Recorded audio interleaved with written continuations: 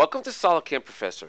I'm Sydney, your SolidCAM Professor, and in this session, we'll be showing you the new and improved options that we've created in our turning operation.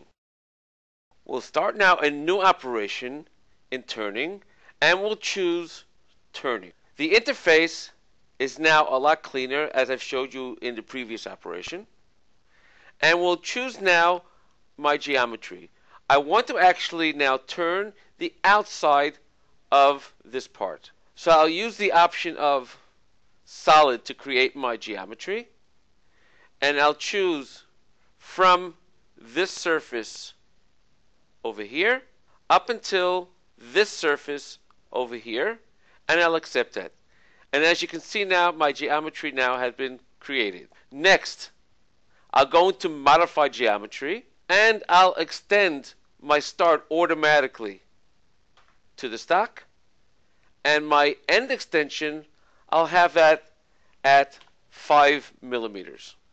Next, I'll choose my tool, and I'll choose this tool that I've created, and of course we also have the tool angle. In this particular case, we have it over here.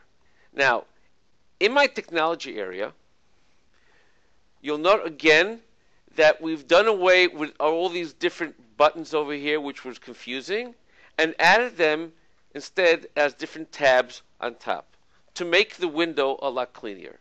Now, as for the work type, we have what we've had before, our rough, copy, or profile. When working rough, you see we have here our rough tab.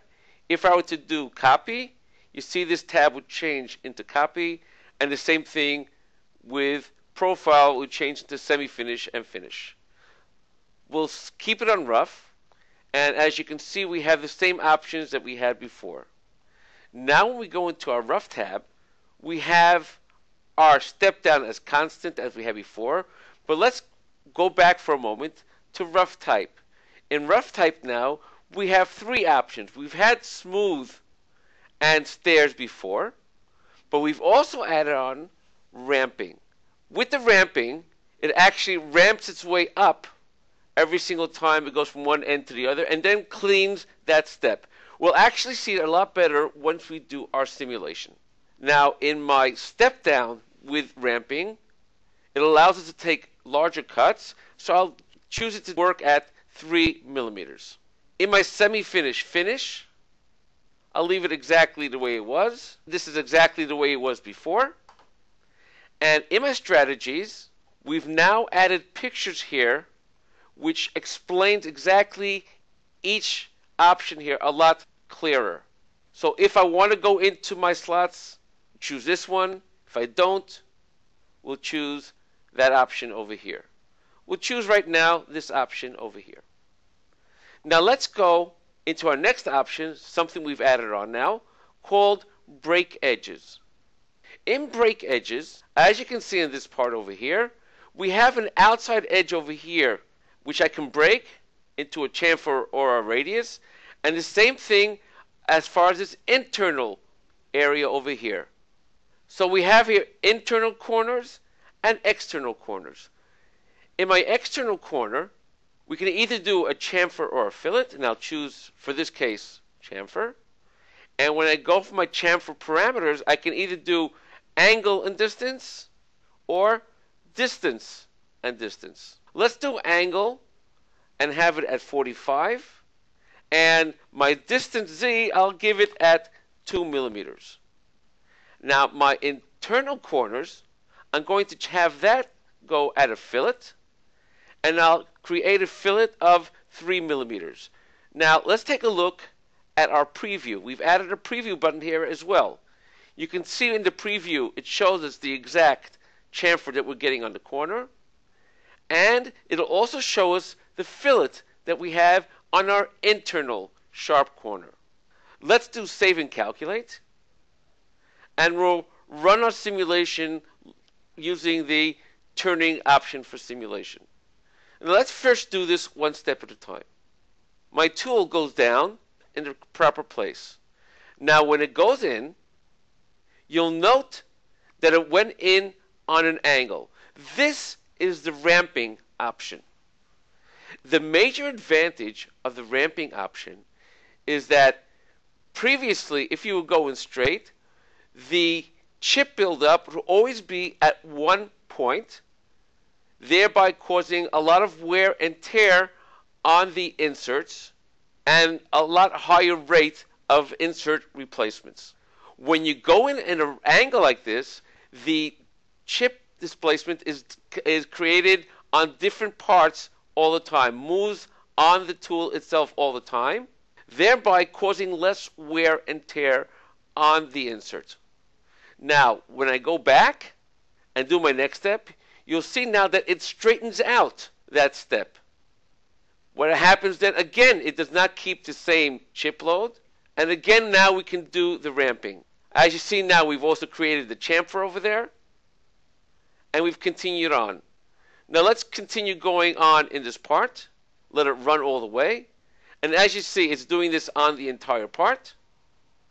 Now when we get down towards this area, you'll note it will not go into that slot because we chose not to go into it. And when we get down to this corner, you'll see that it will be creating a radius as it works its way around, as shown over here.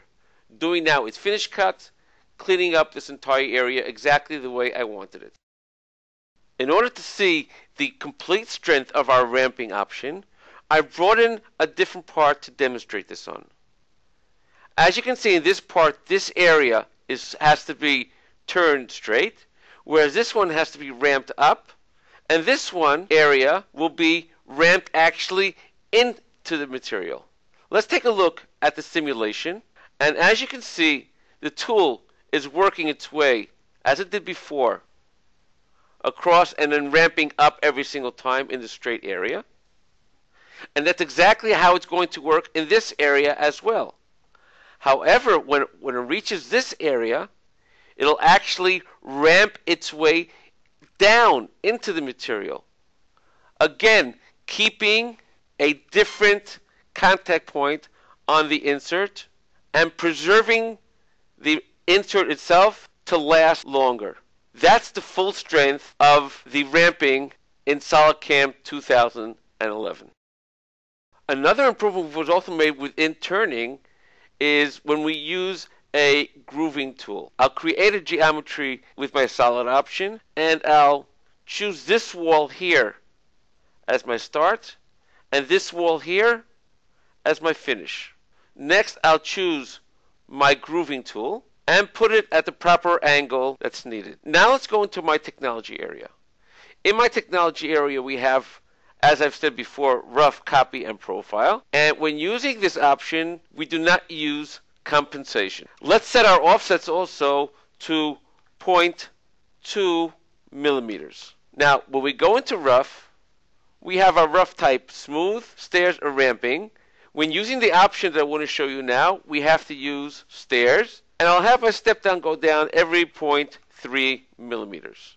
Now, in my direction, we have one way or zigzag ramping. If I choose zigzag ramping, it'll actually go back and forth, ramping down every single time and work its way across, zigzagging back and forth in the part itself until it gets bottom, thereby also not creating too much pressure on these edges over here by changing the contact point.